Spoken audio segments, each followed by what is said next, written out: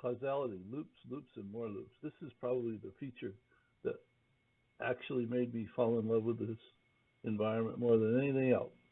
I had said before in a previous video that when you create a loop, Cauzality knows that you created a loop, so it changes the connections into running amps.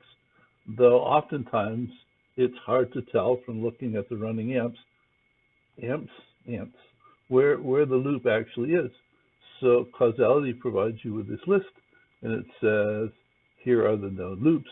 And initially, when you create the loops, they're not labeled, and I just labeled these just so it was easier for me to understand what they were.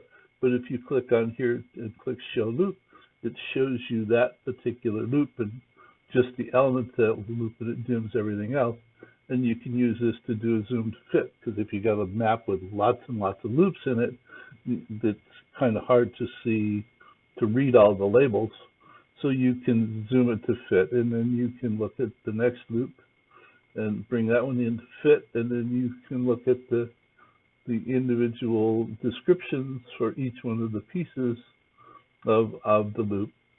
And if you want to put them in a different order, you can simply drag and move and reorder the loops in the manner that suits the way that you want to think about it. I often don't know about the order that I want to unfold the story about the loops until after I develop the model and ponder it for a while, and I'll talk about storytelling in Cauzality very shortly.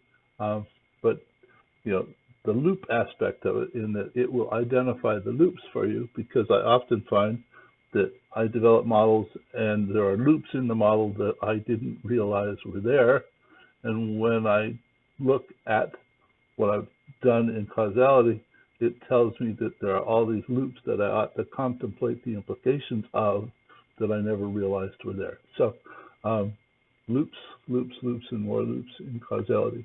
See you in another video shortly. Bye.